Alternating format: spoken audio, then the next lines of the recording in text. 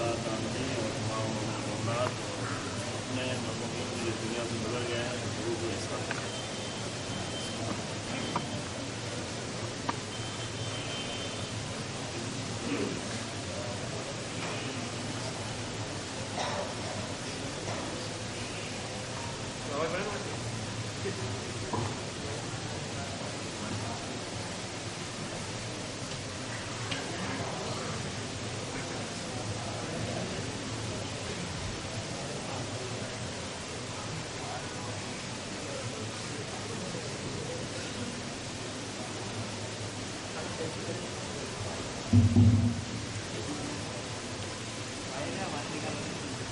لا حول ولا قوة إلا بالله العلي العظيم. أعوذ بالله من الشيطان اللعين الرجيم. بسم الله الرحمن الرحيم. الحمد لله على ما رحمنا من نفسه وألهمنا من شكره وفتح لنا من أبواب العلم بربوبيته ودلنا عليه الإخلاص له في توحيده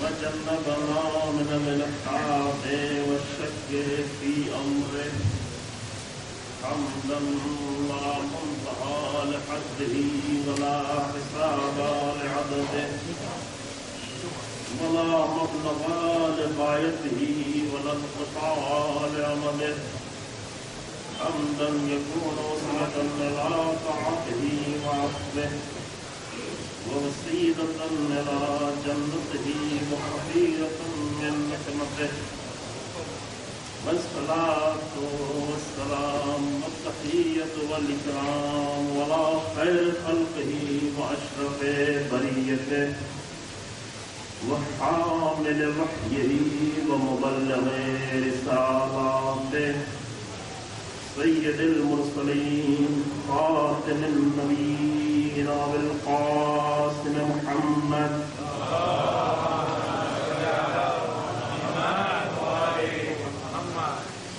ثم الصلاة والسلام على أهل بيته الأطيبين الأطهرين المعصومين المظلومين الذين أذهب الله عنهم الرجس وطهرهم تطهيرا.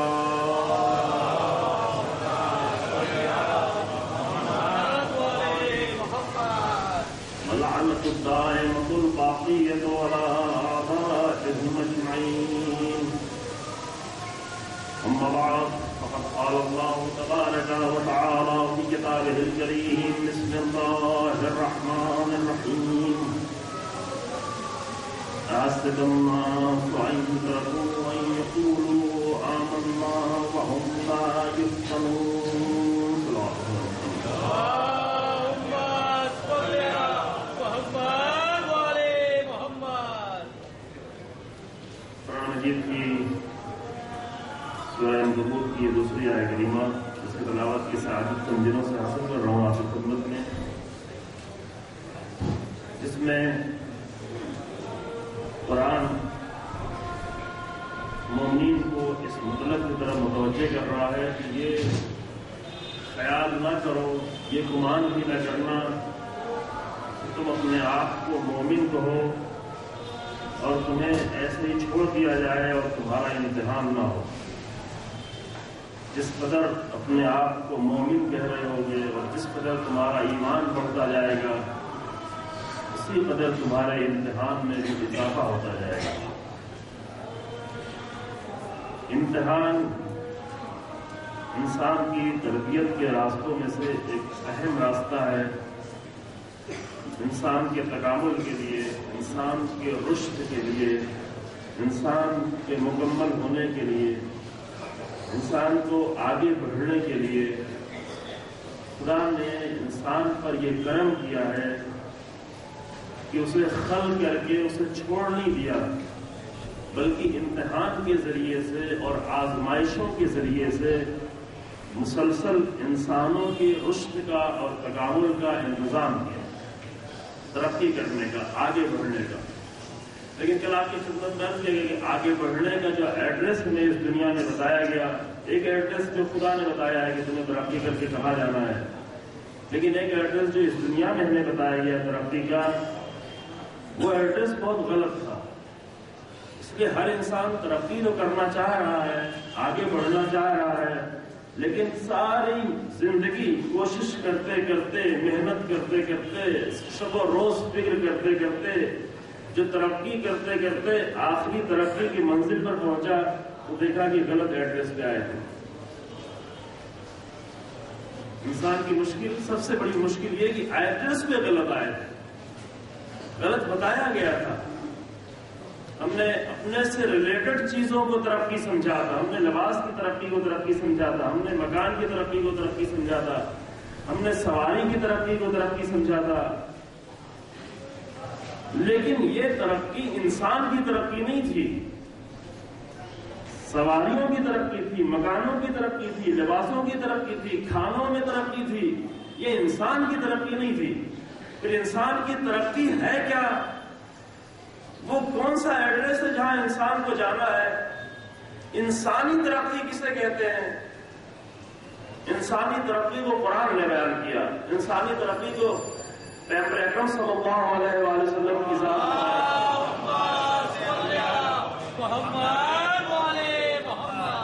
ساتھ علی بن ابی طالب ائمہ علیہ السلام نے انسانی ترقی کے ایڈریس کو بیان کیا. آئے بھی اسی لیے تاکہ وہ صحیح ایڈریس بتاتے رہے ہمیشہ، تاکہ انسان دھوکہ نہیں کھا جائے. تو میں آپ کی خدمت میں عرض کیا کہ انسان دھوکہ خود اپنے آپ کو بہت زیادہ دیتا ہے. سب سے زیادہ دھوکہ اس بات میں دیتا ہے کہ جو چیز اس کی ترقی کا راستہ تھا اور جس مقام پر اسے پہنچنا تھا وہ اس نے اپنے آپ کو خود ہی، دوسروں نے نہیں بتایا، خود ہی اس نے اپنے آپ کو غلط سمجھایا کہ میری ترقی یہ تھی. بہرحال اسے یہ سفر طے کرنا ہے، ترقی کے سفر سے طے کرنا ہے. اور یہ ترقی کا سفر جو قرآن بتا رہا ہے، جو دین ترقی کا سفر بتا رہا ہے، اور جس سفر میں اسے چلنا ہے وہ تھوڑا سخت سفر ہے. یعنی انسان کی ترقی کا سفر کی اگر تعبیر کی جائے تو وہ جیسے سمندر کی موجوں کا سفر ہے. غور فرمائیے، ایک سفر یہ بہت ہی اسموتھ، اچھے راستے پر اچھی گاڑیوں کے ساتھ سفر کرنا، یہ سفر بہت آسان ہے. لیکن انسان کی صحیح ترقی کا سفر سمندر کی موجوں کا سفر ہے. سمندر کی موجیں کبھی نرم و ملائم ہوتی ہیں، ہلکی ہوتی ہیں، خوشگوار ہوتی ہیں، اچھا لگتا ہے دیکھ کر. ان موجوں میں جا کر کھیلنا اچھا لگتا ہے، مزہ آتا ہے انسان کو. آپ لوگ یہ بات سمجھنا آسان ہے، ایسی جگہ میں جا کے بات کہیں جنہوں نے کبھی سمندر دیکھا ہی نہیں ہو ان کے لیے مشکل ہے. لیکن خوب آپ دیکھتے ہیں اگر موجیں نرم و ملائم ہوں، ہلکی موجیں ہوں، انسان جاتا ہے اس کو مزہ آتا ہے. لیکن یہی موجیں کبھی وحشتناک ہو جاتی ہیں، کبھی درندوں کی طرف پکڑنا چاہتی ہیں، کبھی خوفزدہ ہو جاتی ہیں. انسان بھی اسی طریقے سے اس کی زندگی کا سفر موجوں کے سفر، کبھی اس کے لیے نرمی ہے، آسانیاں ہیں، سہولتیں ہیں، نعمتیں ہیں. ان نعمتوں کے ذریعے سے اس کا امتحان ہو رہا ہے. کبھی موجوں کی تندی کے طریقے سے اسے گرفتار کیا جاتا ہے، پکڑا جاتا ہے، سختیوں میں ڈالا جاتا ہے. لیکن یہ بھی اس کی سفر کے لیے مفید ہے. اب اگر ان تیز موجوں میں انسان اپنے آپ کو محفوظ رکھے، ٹکراتا رہے، لڑتا رہے، صبر سے کام لے، استقامت سے کام لے، خود کو چھوڑ نہ دے، تو وہ ایک کامیاب انسان ہے، اپنے آپ کو بچا لے جائے. بعد میں صبر کی گفتگو ہوگی. یعنی ایک صبر جو ہمارے ذہن میں جو صبر کا مفہوم ہے بالکل اسلامی صبر سے الٹا ہے. نہ صرف یہ کہ ایک غلط مفہوم ہے، بالکل برعکس، بالکل اپوزٹ مفہوم ہے. ہمارے نزدیک صبر کا مفہوم یہ ہے کہ اگر موجیں آ کر تمہیں نگلنا چاہے تو موجوں کے حوالے کر دو، صبر کر دو. یہ نہیں صبر ہے نا. موجیں آ کے لڑ رہی ہیں، ڈبونا چاہ رہی ہیں، صبر کرو، اب تو کوئی راستہ نہیں ہے، اپنے آپ کو موجوں میں ڈال دو، کیا کرو گے؟ لیکن اسلامی صبر یہ کہ نہیں، انہیں موجوں سے لڑ کے اپنے آپ کو بچا لو، ہمت نہ ہارو، یہ ہے اسلامی صبر. بہت فرق ہے، بعد میں اس کی تفصیل آئے گی آیات اور احادیث سے. لیکن امتحان میں جو چیز سب سے زیادہ ضروری ہوتی ہے وہ صبر ہوتا ہے. بس کیا ہے، اگر ڈھیلا پڑ گیا انسان، اگر کمزور پڑ گیا انسان، اگر موجوں سے ٹکرانے میں اس کے ارادے کمزور پڑ گئے، اگر اس کا عزم کمزور پڑ گیا، اس کا نتیجہ غرق ہو جانا ہے، سمندر میں چلا جانا ہے، مچھلیوں اور کروکوڈائل اور شیطان جیسے کروکوڈائل کی غذا بن جانا ہے۔ لیکن اگر ان موجوں سے ٹکرا کر اپنے آپ کو بچا لے گیا، یہ امتحان کی کامیابی کی منزل ہے۔ صبر بھی ایک ایڈریس ہے، انسانی ترقی کے ایڈریس میں سے ایک ایڈریس صبر ہے۔ کل کی گفتگو پوری آپ کے ذہن ہے انشاءاللہ۔ صبر کے ذریعے انسان کو پہنچنا ہے، اور صحیح پوچھیں تو تمام فضیلتیں، بہت اس نقطے پہ توجہ کریں گے، تمام انسانی فضیلتیں انسان کی ترقی کا صحیح ایڈریس ہے۔ کل میں نے یہ بتایا تھا غلط ایڈریس کیا ہے، آج یہ بتا رہا ہوں کہ صحیح ایڈریس انسان کی ترقی کے کیا ہے، یعنی کہاں انسان کو جانا ہے، کیا اچیو کرنا ہے، کس منزل تک پہنچنا ہے۔ انسان کے پہنچنے کی جو منزلیں ہیں وہ ہیں انسانی فضیلتیں، جسے امام حسین علیہ السلام نے معروف کے لفظ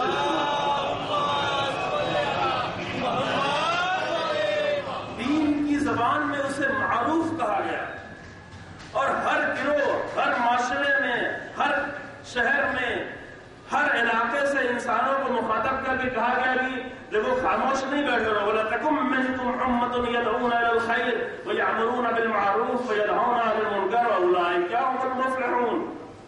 دیکھو ہر جگہ پر ایک ایسا گروہ ہونا چاہیے جو لوگوں کو خیر کی طرف بلا رہا ہو، یعنی انہی فضیلتوں کی طرف، یعنی انہی معروف کی طرف، یَأْمُرُونَ بِالْمَعْرُوفِ، معروف کی لوگوں کو دعوت دے رہا ہو، برائیوں سے روک رہا ہو۔ اولئک هم المفلحون، وہی وہ لوگ ہیں جو کامیاب ہیں، وہی وہ لوگ ہیں جو ترقی کر کے آگے بڑھ گئے ہیں، وہی وہ لوگ ہیں جو صحیح ایڈریس پہ پہنچے ہیں ترقی کے۔ تو جو ہے فضیلتیں، یعنی اس سے ہیومن ویلیوز، اب مختلف لفظوں میں یہ بات کہہ دوں تاکہ بات ذہن میں آ جائے۔ ہم انہیں معروف، دین کی زبان میں معروف کہتے ہیں۔ امام حسین علیہ السلام جب مدینے سے نکلنے لگے یہی ایک جملہ فرمایا تھا، وصیت میں لکھ کے فرمایا میں نکل کے ہو رہا ہوں۔ ابھی ہم حسین ابن علی کے مقصد کو ہم اپنے اعتبار سے بیان کرتے ہیں، اور اپنے آپ کو اس بات کا حق دیتے ہیں کہ ہم خود ہی آ کے بیان کریں، جبکہ ہمیں اس بات کا حق نہیں ہے۔ تو جو حسینیت کیا ہے اور حسین ابن علی کیوں نکلے کربلا کے لیے، وہ ہم آگے بتاتے ہیں خود جو ہمیں سمجھ میں آتا ہے۔ کبھی ہم حضرت امام صلی اللہ علیہ وسلم کو حضرت مسیح بنا دیتے ہیں، حضرت عیسیٰ آئے ہماری گناہوں کو بخشوانے کے لیے، کبھی کچھ اور بناتے ہیں، کبھی کچھ اور بناتے ہیں، لیکن امام نے خود ہی بیان کیا، کیونکہ امام کو اس بات کا خطرہ تھا کہ میرے مقصد کو یہ لوگ ڈائیورٹ کریں گے، دوسری طرف لے جائیں گے، خراب کرنے کی کوشش کریں گے، غلط مقصد بتائیں گے، چاہنے والے بھی نہ چاہنے والے بھی۔ یزید نے بھی امام صلی اللہ علیہ وسلم کے مقصد کو تبدیل کرنا چاہا، شام کی پوری مشینری نے مل کر یہ کوشش کی کہ حسین ابن علی کے عظیم قیام کے مقصد کو تبدیل کر دے۔ کہا باقی تھے، کہا یہ کیا، کہا وہ کیا، کہا حکومت چاہتے تھے، اور چاہنے والوں نے کچھ اور بیان کرنا شروع کیا۔ حسین ابن علی نے اس لیے قیام کیا تھا، لیکن امام نے خود ہی بتایا کہ میں کس لیے قیام کر رہا ہوں۔ کہا میں اس لیے قیام کر رہا ہوں کہ انما انی لم اخرج اشرا ولا بطرا ولا مفسدا ولا ظالما انما خرجت لطلب الاصلاح فی امت جدی۔ میں نے بیان کیا اس خدمت میں، اريد ان امر بالمعروف وانهى عن المنکر واسیر على سیرۃ جدی وابی علی ابن ابی طالب۔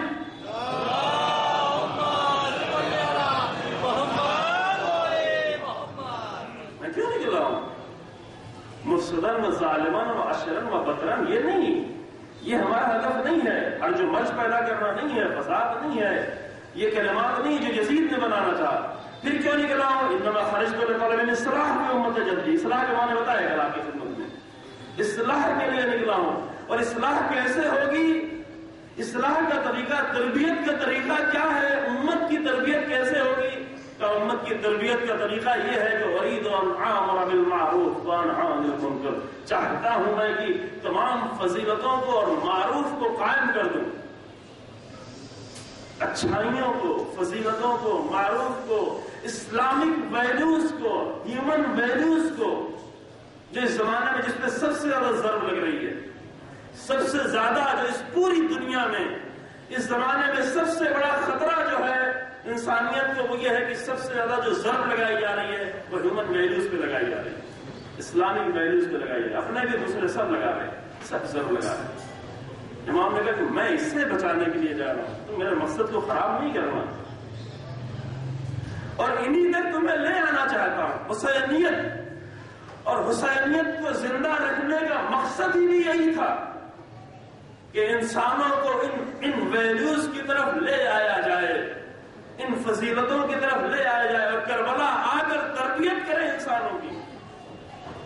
کربلا کے اصحاب کا ایک ایک کردار آئے انسانوں کی تربیت کر کے انہیں لے آیا کربلا تک، کیونکہ کربلا ایک دن میں فضیلتوں کا ایسا عظیم مرقع ہے کہ تاریخ میں کہیں بھی ایسا نظر نہیں آتا، کسی بھی موڑ پر، کسی بھی نقطے پر۔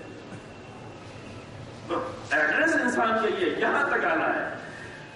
اسی لیے اہل بیت علیہ السلام کی محبت کا اس قدر حب اور اہل بیت علیہ السلام کی فضیلتوں کا اس قدر بیان، اسی لیے یہ بیان ہے تاکہ ان فضیلتوں تک انسان آ جائے۔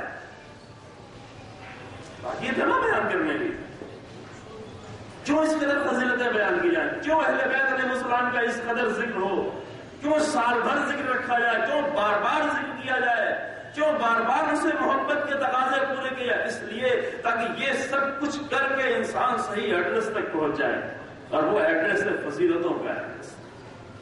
پہنچانا وہاں ہے، اصل میں لے جانا وہاں ہے۔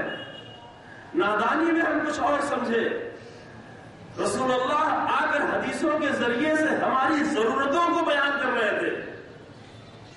ہم یہ سمجھیں کہ رسول اللہ اور قرآن آ کر اہل بیت علیہ السلام کی فضیلتوں کو بیان کر رہا ہے۔ فضیلتیں بیان کرنے سے نہیں ہوتی، فضیلتیں ذات کے اندر ہوا کرتی ہیں۔ بہت توجہ کریں یہاں پر، فضیلتیں یہ نہیں ہے اگر آپ کے اندر ایک فضیلت ہے، ہم بیان کریں یا نہ بیان کریں، آپ کی فضیلت میں کوئی کمی ہونے والی نہیں، کیونکہ وہ فضیلت ہے۔ مثلا ایک انسان میں علم ہے، علم ایک فضیلت ہے، اگر دنیا کا کوئی انسان اسے بیان نہ کرے وہ علم اس کا محفوظ ہے۔ اگر ایک انسان کے اندر حکمت ہے، حکمت ایک عظیم فضیلت ہے، اگر کوئی بھی اسے ذکر نہ کرے وہ حکمت اس کی محفوظ رہے گی، حکمت کو نہیں چھین سکتا۔ اہل بیت علیہ السلام کی ذات کے اندر ساری فضیلتیں۔ پھر قرآن نے کیا کیا، رسول اللہ نے کیا کیا؟ رسول اللہ نے آ کے اسے بیان کیا۔ کس لیے بیان کیا؟ اس لیے بیان کیا تاکہ لوگ فضیلتوں کو جانتے ہیں، نہیں، اس لیے بیان کیا تاکہ لوگ ان فضیلتوں تک آ جائیں۔ یہ اہل بیت کی فضیلتیں نہیں بیان ہو رہی تھی، یہ ہماری ضرورتیں بیان ہو رہی تھی۔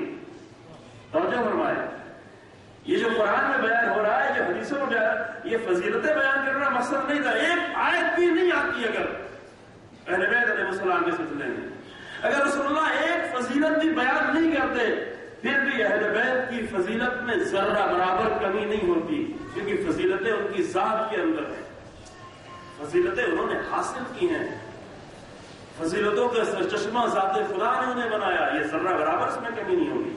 لیکن یہ بیان اس لیے کیا گیا ہے کہ تاکہ آ جاؤ ادھر، تاکہ اپنے آپ کو لے آؤ ان فضیلتوں تک، تاکہ تمہیں تمہاری زندگی میں تمہاری زندگی کا صحیح ترقی کا ایڈریس معلوم ہو جائے۔ ایڈریس بیان کر رہے تھے۔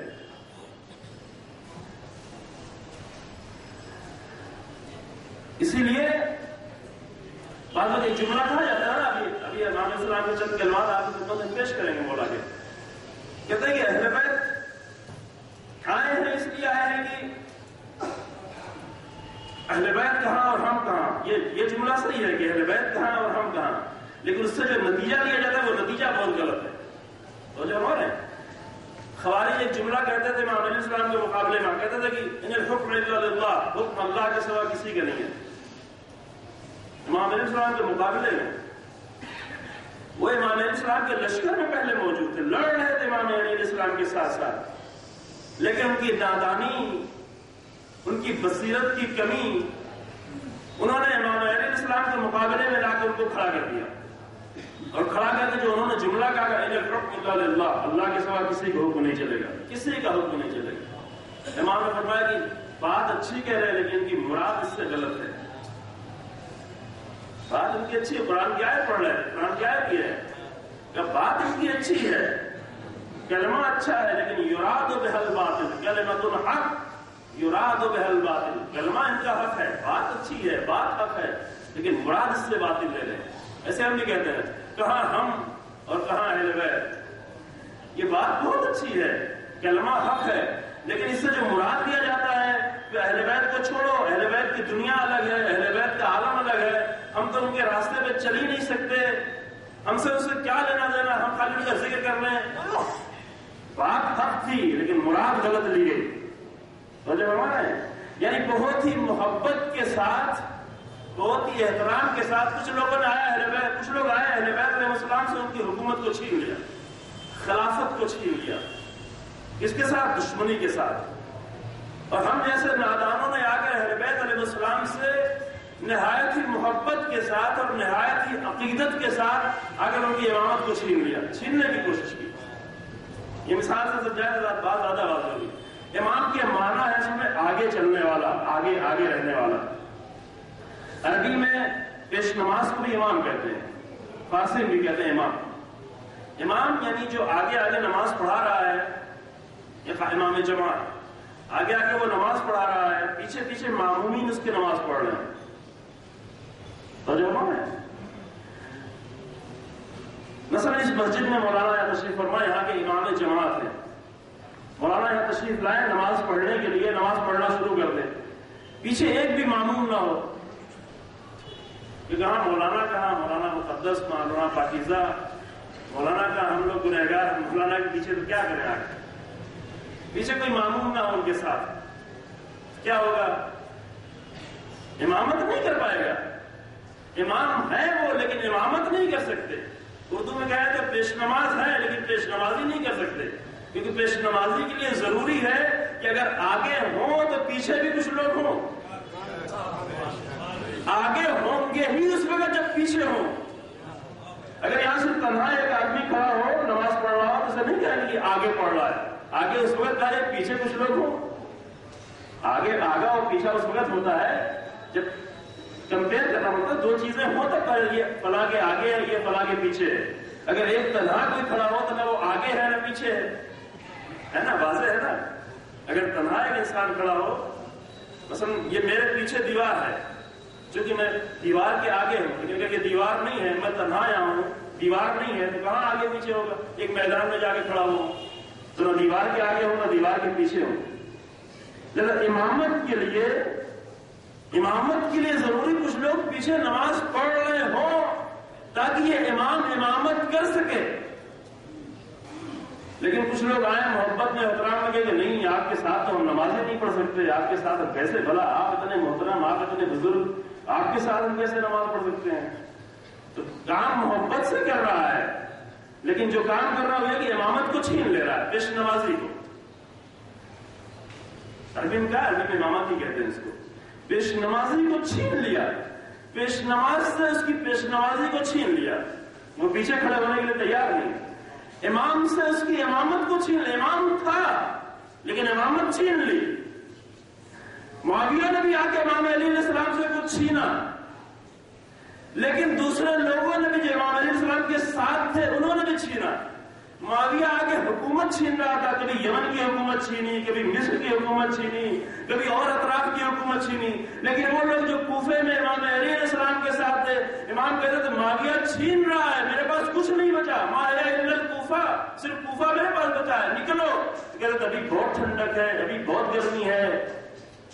یعنی کیا, یعنی امام تھا لیکن امام سے امام کی امامت کو چھین لیا. کیونکہ امام کے لیے ضروری, امام آگے آگے بڑھے تو پیچھے پیچھے لوگ آئے. امام کے معنی یہی ہے, امامہ عربی میں معنی یہ ہے کہ وہ آگے ہو, اور آگے وہ اس وقت ہوگا جب پیچھے بھی لوگ ہوں. امام علی علیہ السلام سے 64 سالوں کے لیے امام نہیں تھے, قیامت تک کے لیے امام ہیں. اور اگر قیامت تک کے لیے امام ہیں تو جب بھی ہم آئے اور محترم طریقے سے نہایت محبت سے کہے وہ کہاں اور ہم کہاں, یعنی کچھ اور نہیں کر رہے, صرف یہ کر رہے ہیں کہ امام کی امامت کو چھین رہے ہیں بڑے احترام سے. یہ گفتگو تھوڑا تفصیلی ہے، بعد میں کبھی ذکر کیا ہے، لیکن اشارتاً سے یاد کر رہا ہوں۔ ایک بہت بڑا جرم جو ہوا چھین لیا، اسی کا ڈر بھی تھا، رسول اللہ کو بہت ڈر تھا۔ رسول اللہ کے اس بات کا ڈر نہیں تھا قدیم میں کہ مجھے آگے کوئی مار دے گا، یہ تو معلوم ہی تھا رسول اللہ کو میری وفات کا وقت قریب آ گیا، آخری وقت ہے، اگر موت شہادت کی ہو جائے جس سے بہتر کیا موت ہے، جان کا خوف ہے۔ یعنی رسول اللہ کے بارے میں انسان یہ سوچتا ہے کہ معاذ اللہ رسول اللہ کو جان کا خوف ہوگا، نہیں، خوف سے اس بات کا ہے کہ کہیں امام بتایا جائے، امام سمجھایا جائے، لیکن امام کے پیچھے چلنے والے لوگ نہ ہوں اور امام تنہا رہ جائے۔ جو میں یہ ہے امام کس لیے؟ تاکہ امام جب آگے بڑھ رہا، کیونکہ امام کا نہیں رکے گا، امام کو اپنا کام کرنا ہے، امام کو سفر طے کرنا ہے، امام کو آگے بڑھنا ہے، لیکن اگر پیچھے امت نہیں چلی تو 4.5 سال حکومت کرنے کے بعد جس حکومت کے مالک علی بن ابی طالب تھے، بعد میں اس حکومت کو دینا پڑے گا کس کے حوالے؟ یہ جملہ کہنا بہت سخت ہو جاتا ہے۔ کیوں؟ اس لیے کہ امام حسن علیہ السلام کے صرف یہی جرم یہی تھا کہ لشکر کے سپہ سالاروں نے اور لشکر نے آ کر امام سے اور کچھ نہیں چھینا، صرف آ کر امام سے ان کی امامت چھینی۔ دشمن نے آ کر حکومت چھینی، لیکن امام کے لشکر والوں نے آ کر امام کی امامت چھینی، اس لیے کہ امام آگے بڑھ رہے تھے لیکن لشکر کہہ رہے تھک گئے ہیں، امان امان، بہت جنگ کر چکے ہیں، اب ہمیں امان چاہیے، امامت چھین۔ اور جو امامت بار بار چھنتی رہی تو امام کو غیبت میں رکھ دیا گیا، کتنا چھینو گے تم امامت، اس لائق نہیں ہو کہ امامت دی جائے۔ بنی اسرائیل نے جب بار بار جناب موسیٰ کو پریشان کیا تو 40 سال تک صحرا میں ڈال دیا گیا، اس لائق تم نہیں ہو۔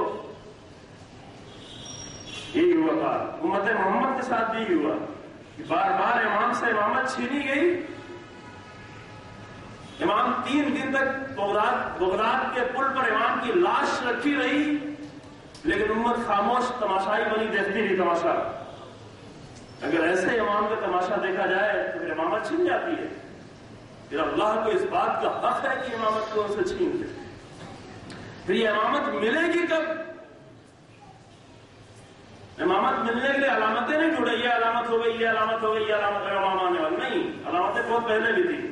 امام صادق علیہ السلام کے زمانے میں اتنی علامتیں تھیں کہ لوگ کہتے تھے امام کب آئیں گے، امام کب ظہور کریں گے۔ روایتیں ہیں امام کو، امت کو امامت ملے گی کب؟ جب امت اس بات کے لیے تیار ہو جائے کہ امام کے ساتھ ساتھ چلے،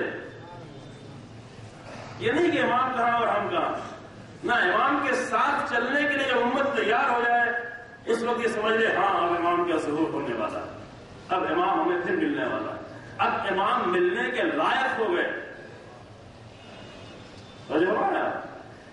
لہذا امام آتا اس لیے ہے، پھر وہاں امام آئے کس لیے آئے گا؟ امام بھی وہی کام کرے گا۔ امام جب آئیں گے، امام جب تشریف لائیں گے، کہاں لے جائیں گے انسان کو؟ انسان ترقی کرے گا، انسان کی تربیت ہوگی۔ حدیث پہلے آپ کی خدمت میں بیان کر چکے، ہر تربیت، ہر ترقی انسان کرے گا، اور ترقی کر کے ان تمام انسانی فضیلتوں تک لے جانا، اصل مقصد فضیلتوں تک لے جانا۔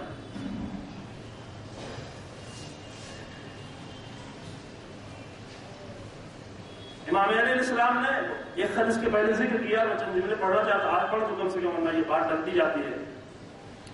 بعض چیزیں، یہ صحیح، بعض چیزیں انسان کے اختیار سے باہر ہے، یعنی جو امام نے انجام دیا اس طرح انجام دے لینا، کوئی آج حبیب نے مظاہر جیسا عمل انجام دے لیا ہے، امام کی بات نہیں ہے، حبیب نے مظاہر جیسا، یہ بہت مشکل کام ہے، لیکن امام نے یہ بتا دیا کہ کام تمہارا کیا ہے۔ اسی حکمت میں جو اس کے پہلے بیان کی گئی مکتوب نمبر 45 میں، جس میں یہ ذکر ہوا تھا، اس کے پہلے آپ کی پہلی مجلس شاید ذکر کیا کہ جب ایک صحابی، خاص صحابی دعوت میں چلے گئے، ایسی دعوت میں جہاں سے امیروں کو بلایا گیا تو امام نے بہت ڈانٹا ان کو، کہا کہ تم علی بن ابی طالب کے گورنر ہو کے کہاں گئے دعوت کھانے کے لیے؟ کہاں گئے دعوت کھانے کے لیے جہاں کچھ انسانوں کو حقیر سمجھا گیا ہو؟ یہ انسانی فضیلت کے خلاف ہے۔ ایک ایسی جگہ پر کچھ لوگوں کا جمع ہونا جہاں کچھ لوگوں کو اس لیے نہیں بلایا گیا ہو क्योंकि उनको हकीर समझा गया हो, और हकीर समझने की वजह यह थी कि जो चीजें उनके पास मौजूद है वो उनके पास मौजूद नहीं है, यानी यही गलत एड्रेस वाली चीजें, उसकी वजह से उनको नहीं बुलाया गया, और तुम्हें बुलाया गया और तुम चले भी गए और जाके खाना भी खा लिया। जब ये खबर इमाम को मिली तो अर्ज ये कि कई सफे का इमाम ने, कई सफे के खत है, वो कई सफा नहीं पढ़ रहा यहां पर, चंद जुमले इमाम के। अब हमारी अज़ाकिरों की बातें बहुत सुनते हैं, लेकिन धीरे धीरे अगर इंशाअल्लाह ये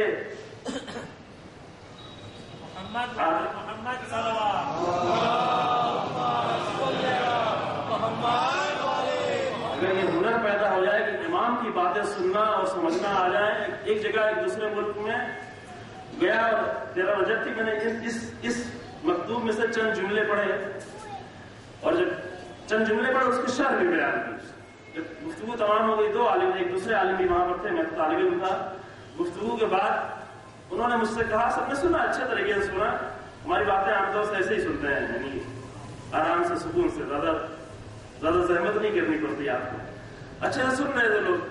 बाद में उन्होंने कहा कि मौलाना यहाँ पर जो है ऐसी बातें नहीं समझते लोग, जिससे कहानियां सुनाए वो समझ में आती, आसान बातें, ये बातें सख्त बातें नहीं समझते। हमने कहा ये बातें इमाम अलैहिस्सलाम ने 1400 साल पहले कही, बगैर शरह के। ये खुतबे नहजुल बलागा के 1400 साल पहले अली ने बयान किए, उसके शरह भी नहीं बयान की थी। आज अगर हम शरह के साथ बयान करें तब भी नहीं समझ में आएगा, इतना तौहीन नहीं करें मजमे की।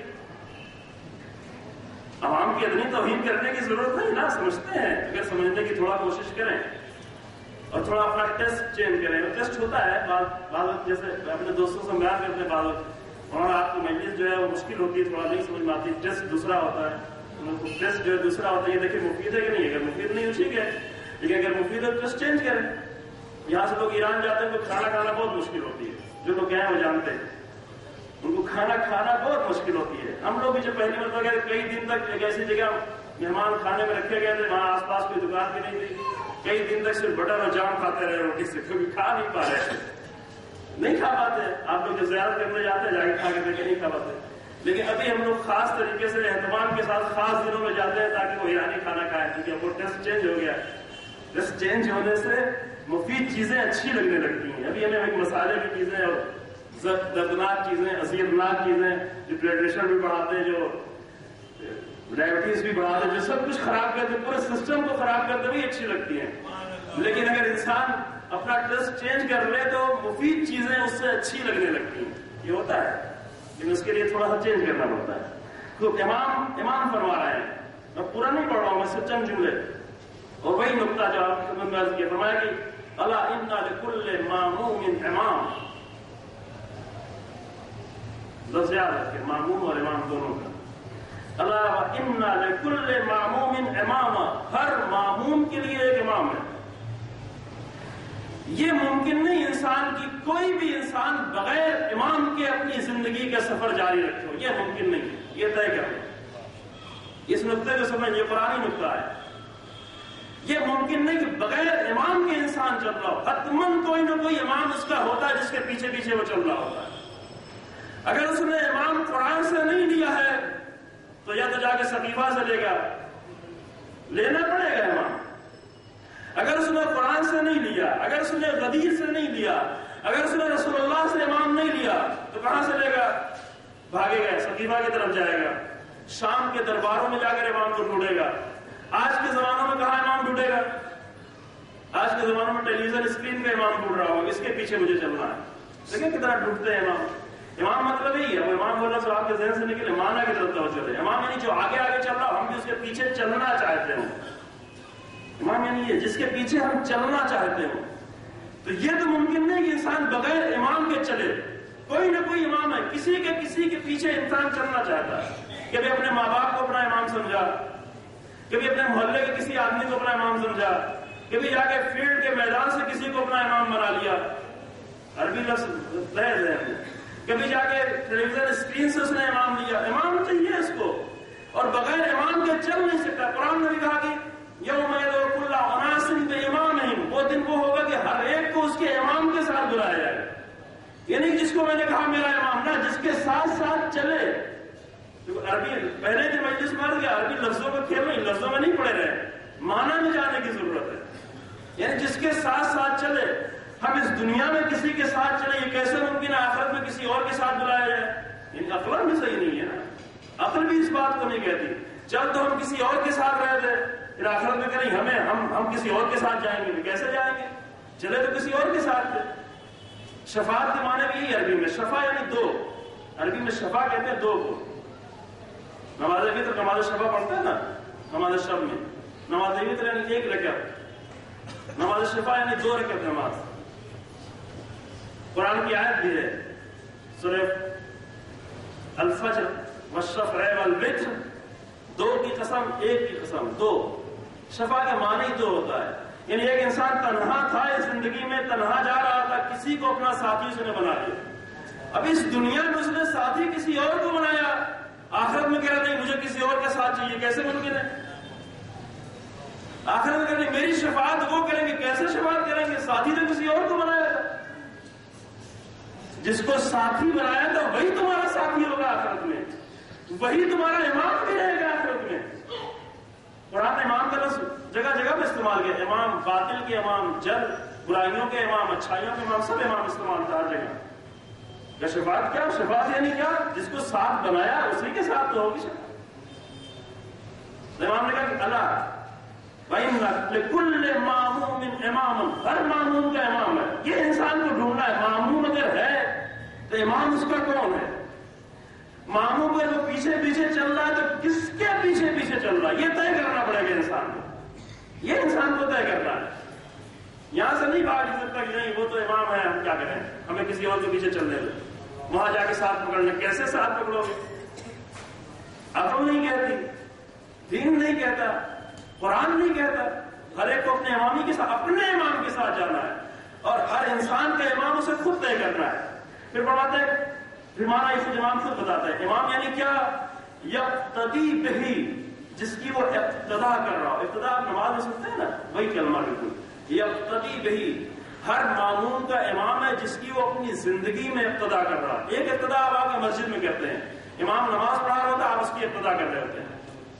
آپ نے ایک تو امام علی علیہ السلام فرمایا ہر انسان کا ایک امام جو اپنی پوری زندگی میں جس کی وہ اقتدا کرتا ہے، وَيَسْتَزِيُّ بِنُورِ عِلْمِهِ، اور اس کے علم کے نور سے وہ روشنی لیتا ہے. امام اپنے امام کے علم کے نور سے روشنی لینا، یہ کلمات روشنی ہیں. صبح کی مجلس میں عرض کیا یہ نہج البلاغہ کا نور ہے، امام کا نور ہے. اس نور سے اگر انسان روشنی لینے کا ہنر سیکھ جائے تو اس کی پوری زندگی منور ہو جاتی ہے.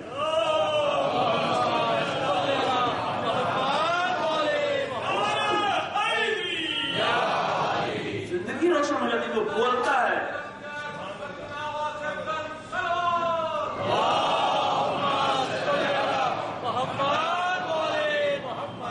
نور ہو جاتا ہے، اس کا وجود نورانی ہو جاتا ہے. وہ بولتا ہے تو نور بولتا ہے، وہ چلتا ہے تو اس کے جسم سے نور نکل رہا ہوتا ہے.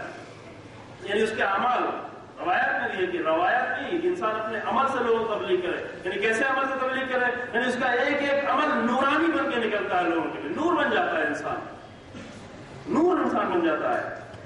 الا وان، اب یہ فرما رہے ہیں اس سے اپنے صحابی سے، الا وان امامکم قد اکتفى من دنیا بتمرہ، جان لو کہ تمہارے امام خط لکھ رہے ہیں، امام علیہ السلام خط لکھ رہے ہیں اپنے صحابی، جان لو کہ تمہارے امام نے تمہاری اس دنیا میں سے کیا لیا؟ 2 بوسیدہ لباس، تمرہ، 2 بوسیدہ لباس. اور کبھی یہ لباس ایک بھی ہو جاتا تھا. یہ راوی بیان کرتا ہے کہ نماز جمعہ میں جا رہے تھے، قریب تھے، دیکھا کہ امام علیہ السلام اپنی قبا کو ایسے ہلا رہے ہیں، خطبہ دے رہے ہیں اور قبا کو ہلا رہے ہیں. میں سمجھا کہ شاید گرمی بہت زیادہ ہے کوفے میں، اس لیے اس قبا کو ہلا رہے ہیں. میں نے اپنے بابا کے کندھوں پر بیٹھا ہوا تھا، میں نے کہا اپنے باپ سے کہ گرمی بہت زیادہ ہے، دیکھیں امام اپنے قبا کو ہلا رہے ہیں. کہا نہیں، قبا کو نہیں ہلا رہے ہیں. اصل وجہ یہ کہ علی بن ابی طالب کے پاس اب اس کوفے میں ایک لباس ہے، اور وہ لباس جمعے کو دھل کے آیا، یعنی پوری طرح خشک نہیں، میں اسے خشک کر رہے ہیں. دوسری جگہ بھی فرمایا کہ کوفہ میں جو لے کے آیا تھا، اس کوفہ میں، اس حکومت میں نے کچھ بھی نہیں لیا، جو کچھ مدینے سے لے کے آیا تھا وہی صرف میرا ہے اور کچھ نہیں۔ معلوم رہا ہے قد اکتفا من دنیاہ بتمرہ ومن طعمہ بقرصہ، اور اس دنیا کے کھانوں میں سے علی بن ابی طالب نے صرف 2 قرص روٹیاں لی ہیں، قرص گول روٹیاں، صرف 2، ایک دن میں 2 روٹیاں، جو کی سوکھی روٹیاں جس کو توڑنا پڑتا تھا، جس کو توڑنے کے لیے کبھی کبھی گھٹنوں کا سہارا لینا پڑتا تھا۔ کہا اس امام نے، تمہارے امام نے صرف یہ لیا ہے، لیکن تم یہ نہیں کر سکتے۔ یہ بھی امام یہ ہوتا ہے، توجہ فرمائے، امام اسے کہتے ہیں کہ انسان کی مشکلوں کو جانتا ہے، بتاتا ہے کہ تمہیں کیا کرنا ہے۔ ذرا فرمائے کہ إِنَّكُمْ لَا تَقْدِرُونَ عَلَىٰ ذَلِكَ، میں یہ جانتا ہوں کہ تم یہ کام نہیں کر سکتے، تمہارے بس کی بات نہیں ہے علی بن ابی طالب کی طرح جو کی سوکھی روٹیاں توڑ کے کھانا۔ لا تقدرون علی ذلک، تم یہ کام نہیں، تم کو قدرت نہیں ہے اس بات کی، قادر نہیں ہو تم یہ کام نہیں کر سکتے، پھر کر کیا سکتے ہو؟ وہ اصل نقطہ یہ ہے، فرمایا کہ کر یہ سکتے ہو، ولیکن عینونی بوعی واجتہاد وعفت وصداد۔ اس جملے کی بہت شرح کی ضرورت ہے، میں اسے آج ترجمہ کر رہا ہوں، لیکن تم اگر یہ نہیں کر سکتے تو کر کیا سکتے ہو؟ کر یہ سکتے ہو، عینونی، عجیب جملہ ہے، کہا تم میری مدد کرو۔ یہ کلمہ آپ بار بار سنتے ہیں حل من ناصر کا، یہاں علی بن ابی طالب بھی یہی کلمہ کہہ رہے ہیں، ولیکن عینونی، لیکن علی بن ابی طالب کو تمہاری مدد کی ضرورت ہے۔ کون سی مدد؟ علی کو اس کی مدد کی ضرورت ہے، تم آگے علی کے ہاتھ چومو۔ علی کو جس مدد کی ضرورت ہے وہ یہ ہے، فرمایا کہ عینونی بورع واجتہاد وعفت وصداد، ورع کے ذریعے سے، احتیاط کے ذریعے سے، ہر طرف قدم نہ اٹھ جائے۔ دیکھو کہ کون آگے آگے امام چل رہا ہے، احتیاط سے قدم اٹھاؤ، جہاں پیر اٹھے وہاں نہیں چل پڑو، دیکھ کے آؤ کہ آگے کون جا رہا ہے، ورع کے ساتھ، زندگی میں ورع اور احتیاط اور تقویٰ، اس کے ذریعے میری مدد کرو۔ دوسرے کیا؟ اجتہاد کے ذریعے سے۔ اجتہاد یعنی کیا؟ مجتہد نہیں جو فقیہ ہے، مانا اس کے پہلے بیان کیا کریں، اجتہاد یعنی اپنی زندگی کے جس میدان میں بھی تم کام کر رہے ہو، انتہائی کوشش کے ذریعے سے۔ ابھی مسلمانوں کی ساری ناکامی کی وجہ یہ ہے کہ انہوں نے کوشش کرنا چھوڑ دی، سست ہو گئے، اور علی بن ابی طالب کو سست انسانوں کی ضرورت نہیں ہے۔ اجتہاد کرو، اجتہاد انتہائی کوشش۔ ایک اگر طالب علم ہے، ایک اسٹوڈنٹ ہے، وہ انتہائی کوشش کرے، یہ نہیں کہ تھوڑا سا، سست عنصر بن کے نہیں رہے اس دنیا میں۔ اجتہاد، اس کے ذریعے سے تم اپنی مدد نہیں کرو گے، اس کے ذریعے علی کی بھی مدد ہوگی، تم میری اس کے ذریعے سے مدد کرو۔ وعفت، اور اپنے آپ کو پاکیزہ رکھ کر میری مدد کرو، پاکیزہ، عفت، اپنی زبان کو عفت رکھ دو، اپنی زبان کو عفیف بناؤ، اپنے شکم کو عفیف بناؤ، شکم کے نیچے اپنے آپ کو عفیف بناؤ، شکم کے اوپر اپنے آپ کو عفیف بناؤ، اپنی فکر کو عفیف کرو، اپنے روح کو عفیف کرو۔ علی بن ابی طالب کو تم سے جس چیز کی ضرورت ہے وہ عفت، علی کی مدد ہوتی ہے اس سے، وعفت وصداد، اور جو بھی کام کرو مضبوط، محکم، سالم، اتنا محکم کہ اس میں کوئی نقص نہ ہو، جو بھی چیز تیار کرو بہترین، دھوکے نہیں ہو، امانت کے ساتھ، صداقت کے ساتھ، سچائی کے ساتھ۔ رسول اللہ کی صفت کیا تھی؟ امین اور صدیق، سچے۔ اگر یہ 2 صفت انسان ہر کام جو کرے وہ امانت کے ساتھ اور سچائی کے ساتھ، منبر پر آئے تو امانت کے ساتھ اور سچائی کے ساتھ، محراب میں آئے امانت کے ساتھ اور سچائی کے ساتھ، دکان پر جائے امانت کے ساتھ اور سچائی کے ساتھ، کوئی چیز پیدا کر رہا ہو، پروڈکٹ کچھ تیار کر رہا ہو، کوئی کمپنی ہو، امانت کے ساتھ اور سچائی کے ساتھ، یہ کامیابی کا راستہ ہے، یہی ترقی کا راستہ ہے۔ ابھی ڈھونڈتے ہیں لوگ مجھے جاپان کا سامان چاہیے، کیوں؟ اس لیے کہ انہوں نے جو کام کیا ہے امانت کے ساتھ اور سچائی کے ساتھ، دھوکہ نہیں کیا ہے۔ اگر انسان ڈھونڈ رہا ہوتا نہیں مجھے وہی وہاں کا سامان چاہیے اور یہاں کا نہیں چاہیے، کیوں؟ اس لیے کہ امانت نہیں تھی، دھوکہ دیا تھا، سچائی نہیں تھی کام کرنے میں، مضبوطی سے کام ہو۔ حتیٰ کہ اگر ایک قبر بھی کھود رہے ہو تو خیال رہے کہ اس قبر کو اچھے طریقے سے کھودو۔ سنا ہے نا واقعہ جو رسول اللہ کے بیٹے کا انتقال ہوا جناب ابراہیم کا، لے کے گئے قبر میں دفن کرنے کے لیے کہ دیکھا ایسی گڈھا کھود رکھا ہے، قبر کھودی ہے لیکن بہت صاف اچھا نہیں کھودا ہے. اب یہ تم نے کیا کیا؟ 2 مرتبہ یہ واقعہ پیش آیا، ایک مرتبہ رسول اللہ کے بیٹے کے ساتھ، ایک مرتبہ ایک دوسرے صحابی کان معاذ بن جبل کے ساتھ. 2 مرتبہ یہ واقعہ پیش آیا. کہا کہ تم نے اس لیے عادت تھی ان لوگوں کی ایسے خراب کام کرنے کی. کہ یہ تم نے کون سی قبر کھودی ہے؟ اچھے سے کیوں نہیں کھودا؟ کہا کہ دفن ہی تو کرنا ہے، ابھی تھوڑی دیر بعد مٹی ڈال دیں گے، کیا رہے گا؟ تو جو ہو گیا ابھی تھوڑی دیر بعد سے مٹی ڈال دی جائے گی، مٹی ڈالنے کے بعد تو کچھ نہیں باقی بچے گا، سارا نشان ختم ہو جائے گا. کہ اتنی یہی جو تھوڑی دیر کے لیے تم نے قبر کھودی اور انسان آگے اسے دیکھ رہا ہے، یہ کام بھی اتقان اور محکم اور اچھے طریقے سے کرو. رسول اللہ کو یہ پسند نہیں کہ یہ قبر جو چند لمحے کے لیے کھودی گئی ہے، جسے چند لوگ صرف آگے دیکھیں گے، وہ کام بھی صداقت کے ساتھ نہیں ہو، بیکار سا کام ہو، گھوڑا سا کام ہو. گھوڑے کام نہیں پسند ہے، جو کام کرو وہ صداقت، محکم، مضبوط، اچھا. اس کے ذریعے سے تم میری مدد کر سکتے ہو. آئینونی، میری مدد کرو اس کے ذریعے سے. زیادہ وقت ہو گیا. اس کے بعد یہ تفصیلی خطبہ ہے. فواللہ ما کنزت من دنیاکم کبرا ولا ادخرت من غنائمها وفرا. میں نے تمہاری دنیا سے نہ کوئی سونا لیا ہے، نہ کوئی مال غنیمت جمع کیا ہے، نہ کوئی لباس بدلا ہے، تبدیل کیا ہے. میں نے تمہاری زمین میں ایک بالش زمین کو میں مالک نہیں بنا ہوں. زمین میں نے بہت آباد کی، لیکن سب کچھ آباد کرنے کے بعد دے دیا. راوی کہتا ہے میں نے دیکھا کہ کنواں کھود رہے ہیں نہایت گرمی میں. عرب میں کنواں کھود لینا یعنی سونا پیدا کر لینا اس زمانے میں، اس لیے کہ پانی میں سب کچھ منحصر تھا. کنواں آنے والے بعد علی بن ابی طالب کھودتے آخری ضرب ماری، پانی ابلا نہایت گہرائی میں جا کر. آخری ضرب جو لگی اور پانی ابلا، یہ بہت ہی خوبصورت لمحہ ہے. ایک انسان سال ہر سال گھنٹوں دنوں شبوں روز محنت کرے اور محنت کر کے نتیجے میں پہنچے، یہ وہ اس کا لمحہ ہوتا ہے جو اس کے دل میں خوشی ہوتی ہے، انتہائی خوشی. میں نے یہ کام کیا ہے. کرتے ہیں نا، اگر کوئی کچھ کام ریپیئرنگ کر رہا، مشین بنا رہا، بناتے جب وہ بنا لیتا ہے ایک دل کو خوشی ہوتی ہے، میں نے یہ کام کر لیا.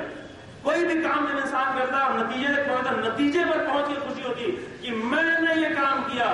راوی کہتا ہے کہ جیسے علی نے ضرب ماری، جیسے ہی پانی ابلا، آواز دی ہاذہ صدقۃ للفقراء المسلمین. ایک لمحے کے لیے اپنے پاس نہیں روکا، یہ میں نے کیا.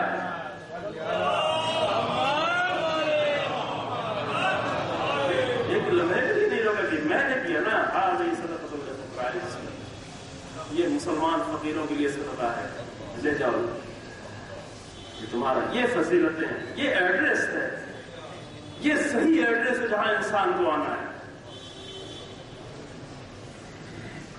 بعد میں لوگ سوچتے ہیں کہ کیسے علی بن ابی طالب کے پاس طاقت نہیں تھی، یہ کچھ کھاتے نہیں تھے، جو کی روٹی کھاتے تھے، یہ طاقت کہاں سے آئی؟ سوال ہوتا ہے نا. علی بھی سمجھتے تھے، امام امیر المومنین علیہ السلام بھی اس مطلب کو ذرا خود ہی بیان کیا کہ تم یہ نہیں سوچو کہ طاقت میرے پاس کہاں سے آئی. ذرا اسی آگے جا کر پورا نہیں پڑھ رہا ہوں، آگے جا کر میں کہ کانی بقائلکم یقول، گویا میں دیکھ رہا ہوں کہ تم میں کہنے والا کوئی کہہ رہا ہے. علی کی نظر دیکھ رہی ہے ایسے افراد کو. وَكَأَنِّي بِقَائِلَكُمْ يَقُولُ، گویا میں دیکھ رہا ہوں کہ تم میں سے کوئی یہ کہہ رہا ہے. کیا کہہ رہا ہے؟ اِذَا كَانَ هَذَا قُوتُ ابْنِ أَبِي طالب، اگر علی بن ابی طالب کی یہ غذا ہے تھوڑی سی جو کہ روٹی کے چند سوکھے لقمے، اگر علی بن ابی طالب کی یہ غذا ہے، گوشت نہیں کھا رہے ہیں، واقعہ آپ کے سامنے بیان کیا، کہا کہ تم کھاؤ، ہنیئا لکم، تمہارے لیے، ہمیں نہیں چاہیے. اگر یہ غذا ہے، اس غذا کے نتیجے میں کیا ہوگا؟ فقط قعد به الزوف عن قتال الاقران ومناظر الشجعان، تو اس کے نتیجے میں تو علی کمزور ہو جائیں گے، پھر علی نہیں لڑ سکتے، علی مقابلہ نہیں کر سکتے، بہادروں کا، شجاع کا کیا ہوگا. لیکن ایک دوسرے خطبے میں امام علیہ السلام نے بیان فرمایا، شروع کے خطبے میں کہا کہ جب میں 20 سال کا تھا، 20 سال کا تھا تو علی نے یہ تلوار سنبھالی، اور علی کی عمر اب 60 سے پار کرنے والی، ابھی بھی وہی تلوار علی بن ابی طالب کے ہاتھوں میں، اسی تیزی کے ساتھ.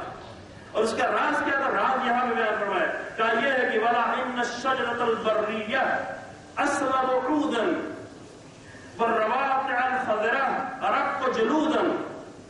جان لو راز یہ ہے کہ وہ درخت جو بہت پانی کی جگہوں میں، تالابوں کے پاس سرسبز جگہوں پر اگتے ہیں، ان کی ڈالیں بہت کمزور ہوتی ہیں، وہ بہت جلدی ایک جھوکے میں گر جاتے ہیں.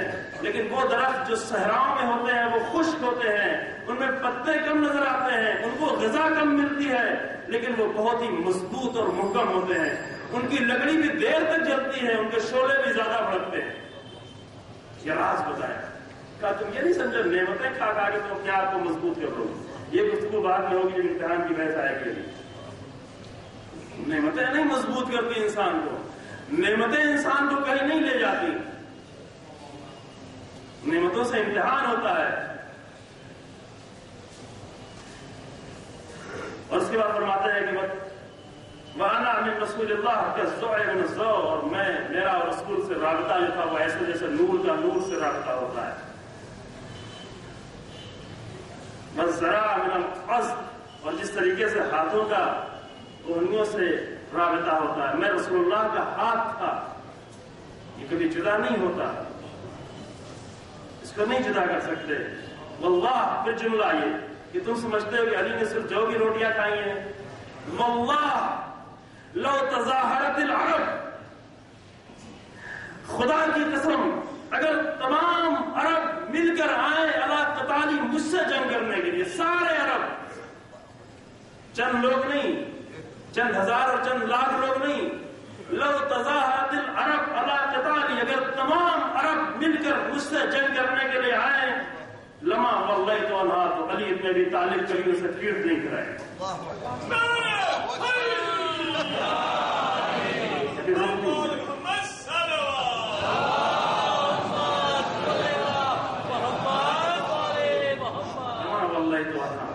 علی کی پیٹ کبھی میدان میں نہیں دکھے گی، پورا عرب مل کر آ جائے. یہ دوسری تربیت کی بات، یہ تربیت بات نہیں ہوگی. یہ کون سی تربیت ہے؟ اللہ نے کون سی تربیت کی ہے؟ کس لیے نئی پیٹھ آئے گی سامنے؟ یہ خاص الگ تربیت ہے، وہ شجاعت کی تربیت. وہ علی بن ابی طالب کی شجاعت جس کا وارث کربلا میں عباس ابن علی ہے. پورا کوفہ اگر آ جائے سامنے لڑنے کے لیے تو عباس میدان جنگ میں اسی شان سے جائیں گے جس طرح علی بن ابی طالب جائیں گے، کیونکہ وارث شجاعت علی ہے عباس.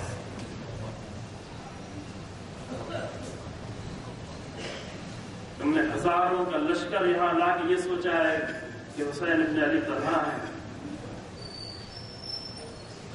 میرے مولا کو تم نے غریب سمجھا، غریب الوطن سمجھا. نہیں، عباس ہے. دشمنوں کو بھی اس بات کا بہت اندازہ تھا. شمر کو عباس سے محبت نہیں تھی کہ کہہ رہا تم میرے ماموزاد رشتہ دار ہو، آؤ ہم تمہیں بنا دیتے ہیں، ہم تمہارے لیے امان نامہ لے کے آئے ہیں. محبت نہیں تھی، یہ خوف تھا. خوف تھا. ہے تو 72 لیکن اس میں عباس بھی تو ہے.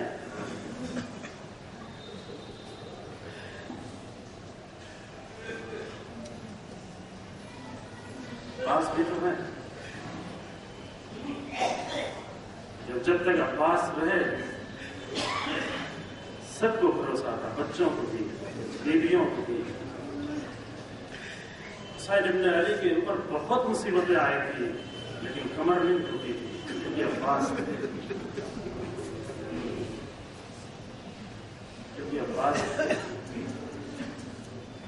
لیکن جب آخر میں عباس جانے کے لیے آئے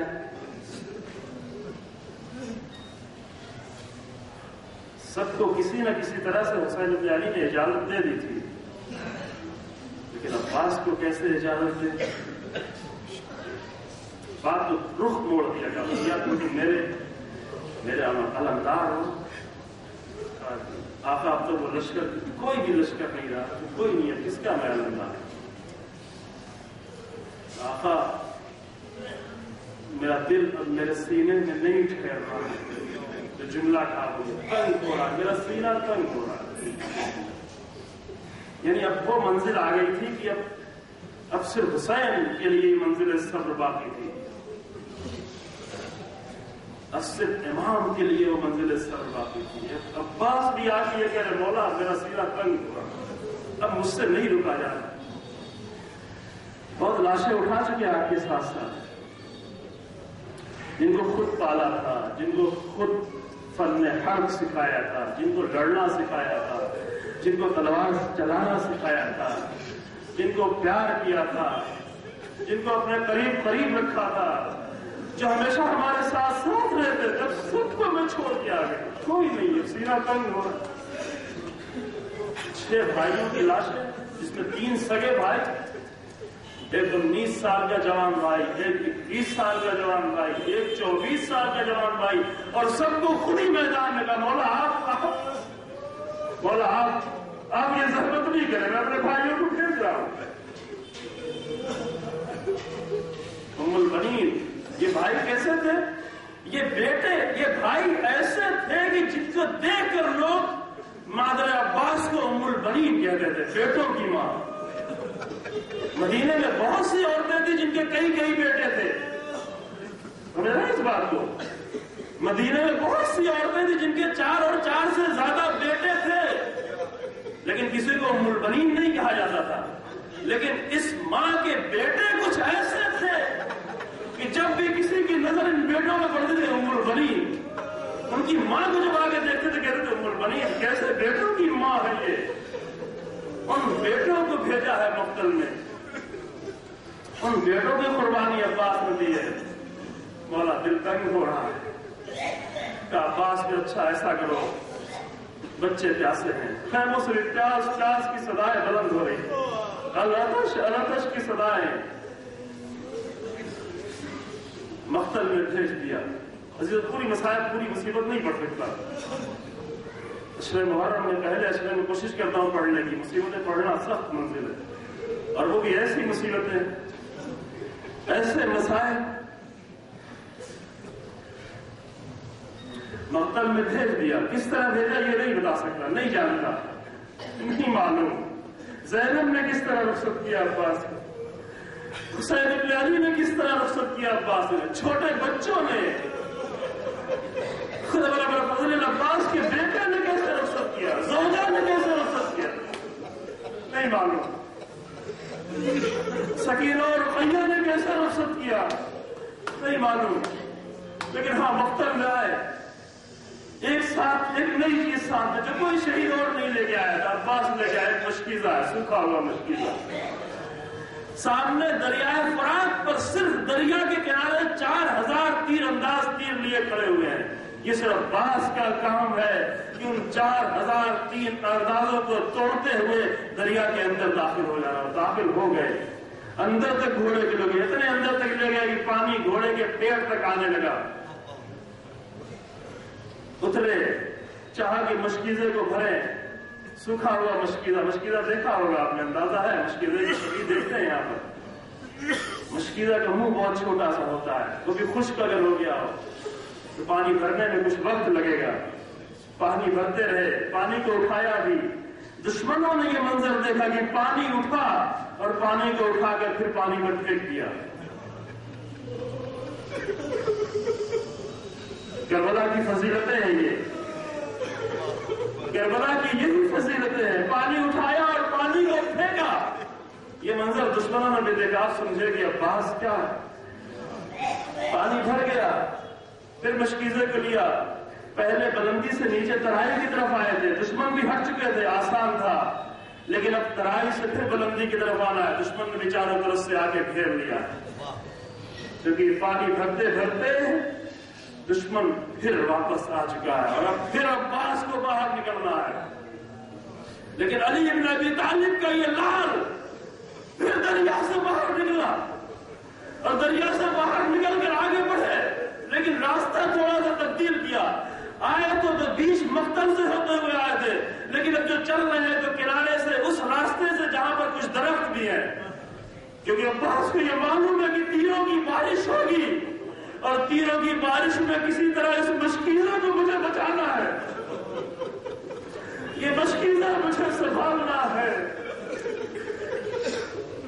تیر چلے تو کچھ تیر درختوں پہ آ کر لگے, کچھ تیر میں جسم پہ آ کر لگے, مشکیزہ پہنچائے اور لے کے تیزی سے چلے کہ وہ موقع ہے جہاں عباس جنگ بھی نہیں کر سکتے، کیونکہ جنگ کرنے کی حالت میں بھی مشکیزہ کو خطرہ ہے۔ ابھی عباس جنگ نہیں کر سکتا، بغیر جنگ کے چلنا ہے۔ چلتے چلتے آگے بڑھے، کوئی نہیں روک پا رہا ہے، عباس آگے بڑھتے جا رہے ہیں۔ دشمنوں نے سمجھ لیا کیوں عباس آگے بڑھ رہے ہیں۔ آگے بڑھ کر درختوں کے سائے میں آڑ میں چھپ کر ایک جو زر ماری تو داہنا ہاتھ کر کے زمین پہ گرا، پیچھے مڑ کے دیکھا، پیچھے مڑ کے دیکھا، آواز دی ہے ظالموں تم نے میرا داہنا ہاتھ کاٹا، وَإِنْ قَطَعْتُمْ يَمِينِي، اگر تم نے میرا داہنا ہاتھ واللہ ان قطعتم یمینی، خدا کی قسم اگر تم نے میرا داہنا ہاتھ کاٹ دیا، انی احامی عبدا عن دینی، تو یہ نہ سمجھو کہ عباس مجبور ہو گیا ہے، عباس ابھی بھی اپنے دین کا دفاع کریں گے۔ ان امام حق الیقینی، اپنے امام حق کا ابھی بھی عباس دفاع کریں گے، اپنے نبی کے لال کا دفاع بھی کریں گے۔ 4 مصرے پڑھے اور پھر تیزی سے آگے بڑھتے جا رہے ہیں۔ پھر ظالموں نے وہی چال چلی اور دوسرے درخت کے کنارے سے جو ضرب لگائی، بایاں ہاتھ بھی کٹا۔ بایاں ہاتھ کا کٹنا شاید اندازہ نہ ہو، اگر کسی مقتل میں جنگ کرتے کرتے کسی فوجی سپاہی بہادر کی تلوار سے چھوٹ جائے وہ گھبرا جاتا ہے، کیونکہ تلوار چھوٹ گئی، میدان میں جنگ کر رہا تھا، تلوار نکل گئی ہاتھ سے، خوف زدہ ہو جاتا ہے۔ عباس کی صرف تلوار یا نیزہ نہیں چھوٹا تھا، دونوں ہاتھ کٹ چکے تھے۔ لیکن ابھی جو عباس نے شعر پڑھا وہ عجیب ہے۔ آواز دی یا نفسو، اے میرے نفس گھبرانا نہیں، اے میرے نفس کمزوری کے احساس، لا تخشب من الکفار، ان کافروں سے ڈرنا نہیں ہے، تمہارے دونوں ہاتھ کٹ گیا ہے، لیکن لا تخشى من الکفار، ان کافروں سے نہیں ڈرنا۔ وَأَبْشِرِي بِالرَّحْمَةِ الْجَبَّارِ، گھبرانا نہیں، میں تجھے رحمت پروردگار کی بشارت دے رہا ہوں، میں تجھے رحمت پروردگار کی بشارت دے رہا ہوں۔ وَمَعَ احمد المختار، احمد مختار کے ساتھ زندگی گزارنے کی بشارت دے رہا ہوں۔ اگرچہ وقت قطعوا، اگرچہ بغیہم یسار، اگرچہ ان ظالموں نے اپنی سرکشی سے میرا بایاں ہاتھ کاٹ دیا، پھر بھی تو گھبرانا نہیں۔ اور یہ کہہ کر پھر آگے بڑھتے چلے گئے۔ آگے بڑھتے بڑھتے اب جو ظالموں نے سمجھ لیا کہ صرف عباس کی روح ہاتھوں میں نہیں تھی، عباس کی روح اس مشکیزے میں ہے جو پانی لے کے جا رہے ہیں۔ ایک نشانہ لے کے جو تیر مارا، تیر آ کر مشکیزے میں پیوست ہوا، یہ تیر چبھا، دھیرے دھیرے پانی گر رہا ہے، لیکن اگر عباس کے بازو سلامت ہوتے تو اس مشکیزے کو پکڑ کر پانی روک لیتے، لیکن سراسر بڑی نگاہوں سے دیکھتے رہے، پانی گرتا رہا اور گر گیا۔ عباس کی آس ٹوٹ گئی، عباس ٹھہر گئے، ظالم نے ادھر سے تیر مارا، اگر پیشانی میں تیر لگا، آنکھوں میں تیر پیوست ہوا، جہاں کی سر کو جھکا کر تیر کو اپنے پانیوں سے نکالے، اسی درمیان میں زر سر پہ پڑی، عباس ٹھہرائے۔ اس مصیبت کو کیسے بیان کروں؟ اے کاش کس مصیبت کو کوئی ام المؤمنین کو نہ بیان کرتا، لیکن یہ خبر بھی ام المؤمنین کو ہوئی۔ آواز دیا میرے لال، تیرے دونوں ہاتھ کٹے تھے، ورنہ کسی میں جرأت نہیں تھی میرے اوپر زر لگا۔